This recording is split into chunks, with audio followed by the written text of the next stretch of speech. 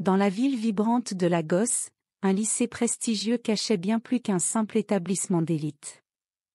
Le lycée Sainte-Grâce, réputé pour son excellence académique et son influence, était l'endroit où les rêves de jeunes ambitieux se rencontraient. Mais derrière les murs blancs et les promesses de succès, se dissimulait un mystère sombre que seuls quelques courageux oseraient percer. Au cœur de cette école, 3 filles régnaient en maîtresses. Elles étaient plus que de simples élèves, elles étaient les reines de Sainte-Grâce. Efe, la plus pragmatique, était destinée à une brillante carrière d'avocate. Amara, avec son regard doux et réfléchi, croyait fermement que les mots avaient le pouvoir de transformer le monde. Et puis il y avait Zenab, audacieuse et pleine d'énergie, dont le seul objectif était de bousculer l'ordre établi. Leur amitié semblait incassable, mais une ombre grandissait autour d'elle. Oluwole, leur professeur de littérature, un homme à l'aura fascinante et à l'intelligence redoutable, était respecté de tous, adoré même. Il semblait toujours savoir exactement quoi dire et quand le dire. Les filles, pourtant, commençaient à remarquer des choses étranges à son sujet. Des murmures discrets dans les couloirs, des regards furtifs échangés, une tension palpable chaque fois qu'il était mentionné. Ce qui n'était au début qu'une simple intuition allait rapidement se transformer en une quête effrénée pour la vérité. Qu'est-ce qui se cachait derrière cette façade parfaite? Pourquoi ces rumeurs sur Oluwole semblaient si persistantes? Efe, Amara et Zenab ne savaient pas encore qu'elles étaient sur le point de plonger dans une spirale de mystère, de trahison et de révélation qui allait bouleverser leur vie à jamais. Ce que ces 3 jeunes filles allaient découvrir allait dépasser tout ce qu'elles avaient imaginé. Le lycée Sainte-Grâce n'était pas seulement un lieu d'apprentissage, mais un véritable sanctuaire de prestige au cœur de Lagos. L'école, avec ses bâtiments imposants et ses jardins bien entretenus, symbolisait l'élite intellectuelle de la ville. Ici, les enfants des familles les plus influentes venaient parfaire leur éducation, rêvant de carrières brillantes et de vies exceptionnelles. Les couloirs étaient toujours remplis de jeunes adultes en devenir, chacun aspirant à laisser sa marque sur le monde. Mais parmi ces élèves, 3 filles étaient incontestées. Elles n'étaient pas seulement populaires, elles régnaient sur l'école avec une autorité indiscutée. Efe, la première de la classe et la plus sérieuse, était la pragmatique du groupe. Elle rêvait de défendre la justice, de devenir avocate et de changer le monde à un cas à la fois. Son intelligence et sa détermination étaient admirées de tous, et elle savait exactement ce qu'elle voulait. Rien ne pouvait l'arrêter. Amara, quant à elle, était la rêveuse. Elle croyait que les mots avaient le pouvoir de guérir, d'unir et de transformer. Son amour pour la littérature et les arts en faisait une oratrice hors pair. Elle savait captiver son auditoire, enflammer les esprits et convaincre les plus sceptiques. Beaucoup pensaient qu'elle finirait par devenir une grande journaliste, ou peut-être une activiste, car sa passion pour la vérité ne connaissait pas de limites. Enfin, Zenab était l'audacieuse. Rien ne l'effrayait. Elle avait un esprit libre, toujours prête à défier les conventions et à se battre pour ses convictions. Contrairement à ses amis, elle ne s'intéressait pas tant aux règles qu'à l'idée de bousculer l'ordre établi. Son caractère indomptable et son charisme naturel lui conféraient un pouvoir unique sur les autres élèves. Zenab était le genre de personne à toujours repousser les limites, à défier l'autorité et à ne jamais se laisser dominer. Ces 3 filles, Efe, Amara et Zenab, étaient des reines du lycée. Elles étaient admirées, enviées et respectées.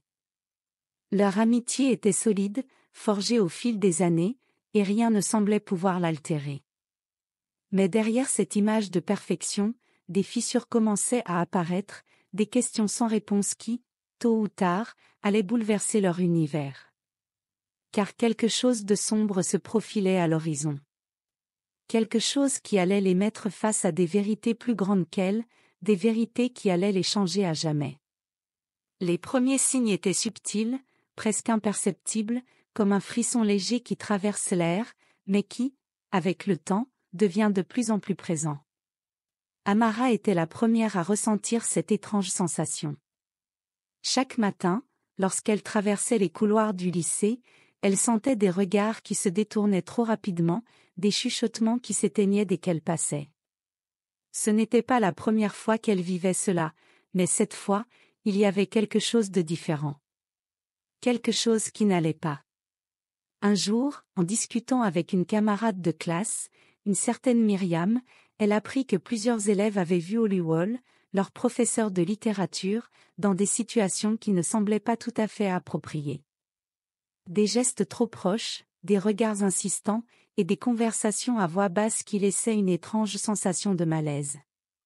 Mais personne n'osait vraiment parler de ce qu'il se passait. Ces révélations ne faisaient qu'amplifier les doutes d'Amara. Elle n'arrivait pas à croire ce qu'elle entendait, mais quelque chose en elle lui disait que ce n'était pas simplement des rumeurs. Dans les jours qui suivirent, IFE, toujours pragmatique, tenta de minimiser les murmures qui circulaient. Il n'y a rien de concret, Amara. Ce sont juste des rumeurs, lui disait-elle.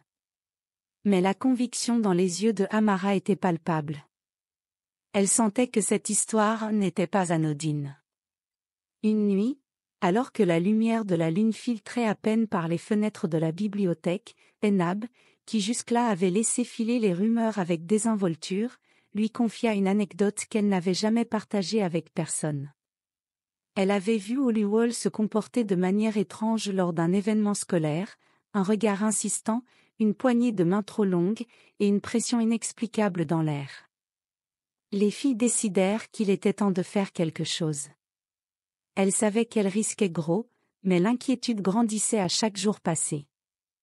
Elles se firent un pacte, elles enquêteraient discrètement, recueilleraient des preuves, et, si ce qu'elles pensaient était vrai, elles exposeraient la vérité, peu importe les conséquences.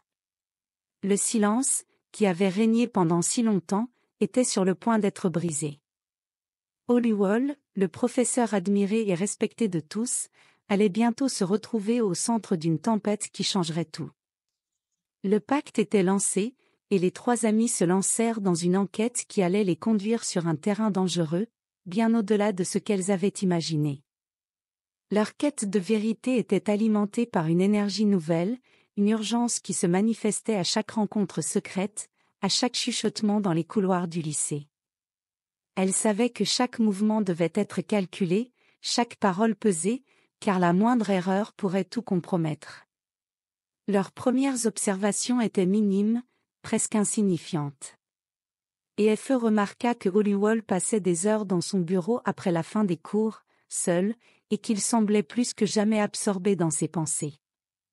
Amara, toujours à l'affût des détails, nota qu'il s'intéressait de manière excessive aux élèves les plus jeunes, souvent leur posant des questions personnelles et paraissant plus impliqués dans leur vie que ce qu'il était censé être. Mais ces détails seuls ne suffisaient pas pour accuser quelqu'un. Elles avaient besoin de plus. Une nuit, après que les lumières du lycée s'éteignirent, les filles décidèrent de se rendre à l'école après la fermeture. La bibliothèque, habituellement calme, semblait enveloppée d'une atmosphère étrange. Elles se faufilèrent à travers les allées sombres, se dirigeant vers le bureau d'Hollywood.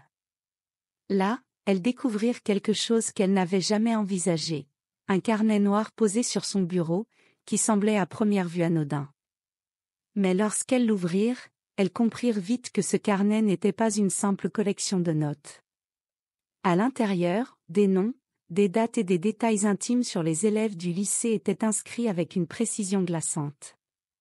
Les filles frissonnèrent en lisant des passages qui semblaient trop personnels, des informations qui ne pouvaient provenir que de conversations privées. Le cœur battant, elles prirent le carnet avec précaution et sortirent en hâte de la bibliothèque. Ce qu'elles tenaient entre les mains était la clé de l'énigme, mais aussi un énorme danger. Elles savaient que Hollywood n'était pas quelqu'un que l'on pouvait facilement accuser sans preuve solide. Pourtant, le carnet en disait long.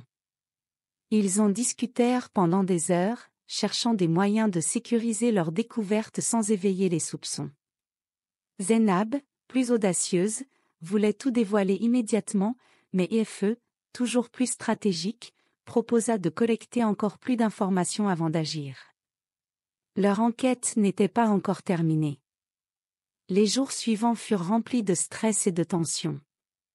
Amara écoutait en cachette les conversations des élèves, espérant obtenir d'autres indices. Zainab, de son côté, interrogeait discrètement ceux qui semblaient avoir eu des interactions avec Hollywood. Un jour, elle eut vent d'un témoignage perturbant. Une élève, Lola, avait prétendu avoir vu Hollywood en train de s'installer dans un café avec une autre élève du lycée, plus jeune. Le comportement d'Hollywood était de plus en plus suspect.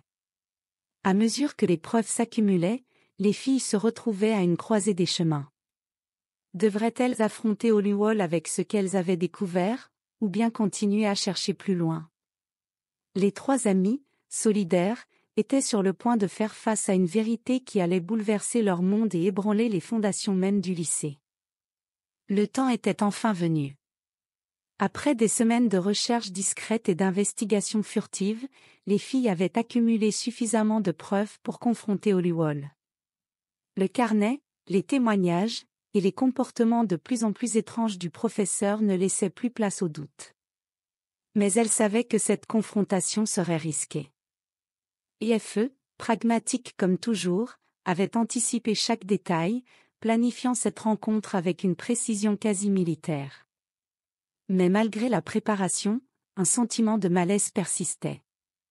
Un vendredi après-midi, alors que le lycée était presque vide, elles se dirigèrent vers le bureau d'Hollywood. Les couloirs étaient déserts, seuls leurs pas résonnaient dans le silence lourd. Le plan était simple, IFE et Zainab entreraient en premier et confronteraient Hollywood, tandis qu'Amara veillerait à l'extérieur, prête à intervenir si nécessaire. Les filles se lancèrent dans cette mission avec un mélange d'appréhension et de détermination. Lorsque la porte du bureau s'ouvrit, Hollywood les accueillit avec son sourire habituel, un sourire qui, aujourd'hui, semblait vide de toute sincérité. « Que puis-je faire pour vous, mes chers élèves ?» demanda-t-il, sa voix douce et rassurante, comme si rien n'était inhabituel. Mais dans ses yeux, quelque chose clochait. IFE prit la parole la première, sa voix calme mais ferme. « Professeur, nous savons ce que vous faites. Nous avons vu ce carnet, nous savons ce qui y est écrit. Nous avons vu vos actions, et nous ne pouvons plus les ignorer. » Le silence s'installa, lourd et oppressant. Hollywood ne réagit pas immédiatement, mais un frisson traversa son regard. Son sourire s'effaça lentement, et une tension palpable s'installa dans l'air. « Vous avez fouillé mon bureau ? Vous osez m'accuser sans preuve, répondit-il finalement, mais sa voix manquait de la certitude qu'il affichait habituellement. Il tentait de garder son calme, mais quelque chose dans son attitude trahissait une nervosité qu'il ne pouvait dissimuler. Zainab, impétueuse et sans hésiter, se tourna vers lui. « Vous ne pouvez pas mentir éternellement. Ce carnet contient des informations que vous n'êtes pas censé avoir. Il y a des noms, des dates, des détails qui ne sont pas de votre ressort. » Amara, à l'extérieur du bureau, écoutait en silence, son cœur battant la chamade. Tout ce qu'elle espérait, c'était que IFE et Zainab restent en contrôle et ne perdent pas leur sang-froid. Hollywood se leva lentement de son fauteuil, et, dans un geste calme mais menaçant, se dirigea vers la fenêtre. « Vous ne comprenez pas, dit-il, presque murmurant. Ce que vous croyez être des preuves n'est qu'une mauvaise interprétation. Vous jouez avec des choses que vous ne comprenez pas. » Son regard, glacé, se posa sur les filles. « Je suis votre professeur. Vous êtes mes élèves. Vous ne savez rien de ce qui se passe dans cette école, et vous ne comprendrez jamais. » Les filles se figèrent. C'était la première fois qu'Hollywood perdait le contrôle de la situation. Il n'avait plus l'assurance qu'il affichait auparavant. Mais au lieu de se soumettre à ces intimidations, IFE se redressa, plus déterminé que jamais. « Vous n'êtes pas invincible, Hollywood. La vérité finit toujours par éclater, quoi que vous fassiez. » Le silence s'étira encore, mais cette fois, Hollywood ne répondit pas. Il savait que les filles n'étaient plus celles qu'elles étaient au début de l'enquête. Elles étaient devenues plus fortes, plus sûres d'elles, et prêtes à tout pour découvrir la vérité, même si cela signifiait tout risquer. Après la confrontation, l'atmosphère au lycée Sainte-Grâce était lourde, comme si le temps lui-même retenait son souffle. Efe, Amara et Zeinab n'avaient pas de réponse immédiate.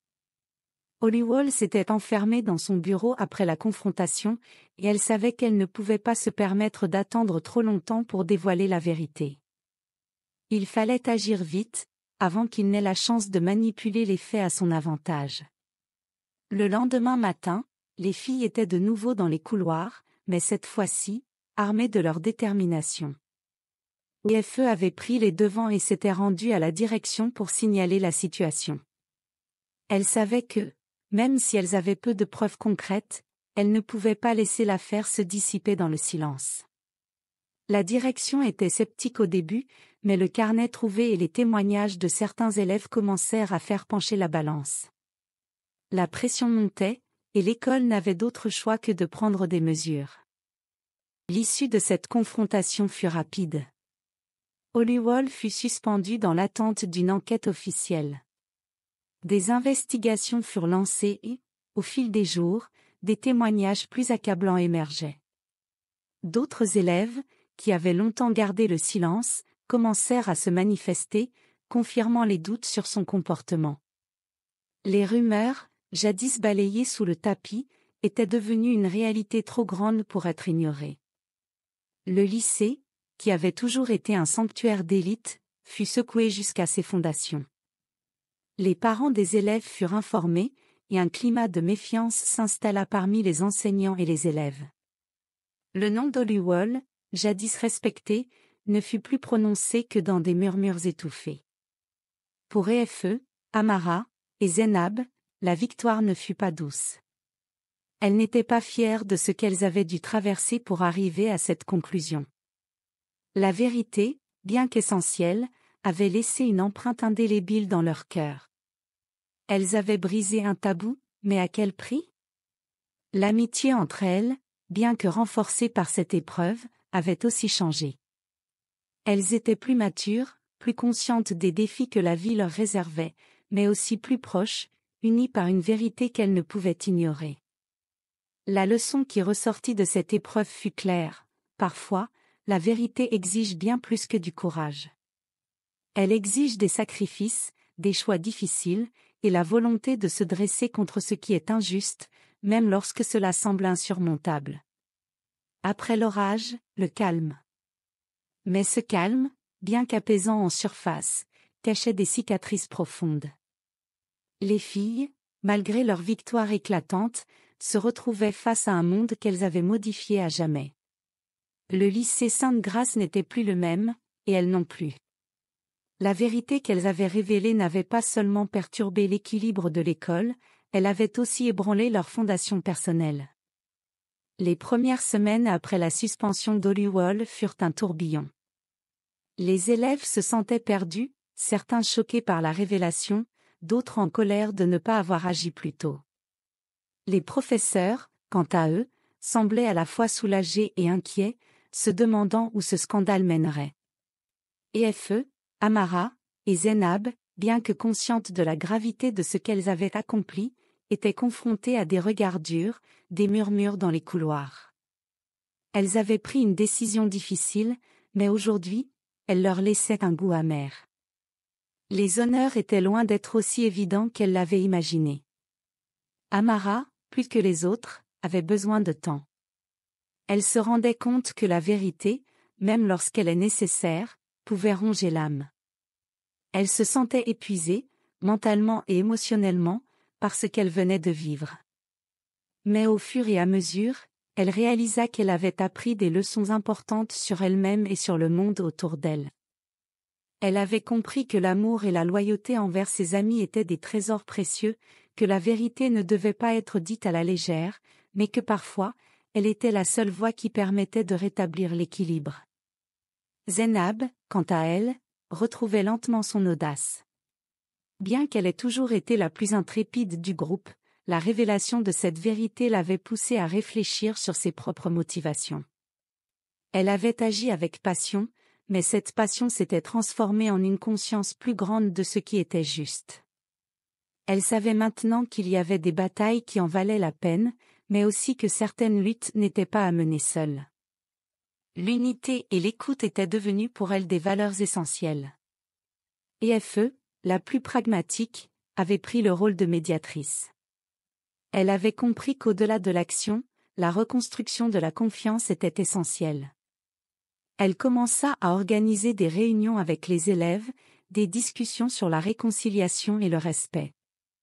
Les journées de classe, bien qu'empreintes de tension, commencèrent à retrouver leur normalité. Les élèves, bien que secoués, étaient prêts à se tourner vers l'avenir. Mais pour cela, il leur fallait reconstruire la confiance, un pas à la fois. Le lycée se remit doucement de l'épreuve.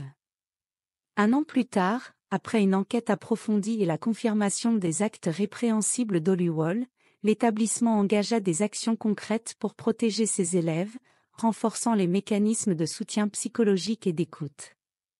EFE, Amara et Zeinab, bien qu'elles n'aient pas cherché la reconnaissance, furent saluées lors de la cérémonie de fin d'année, non pas pour leur courage, mais pour leur force morale.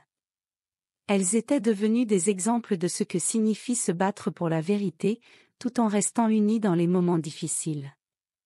Et ainsi, ce qui avait commencé comme un acte de défiance devint une pierre angulaire d'une communauté plus forte, plus consciente de ses responsabilités envers chacun.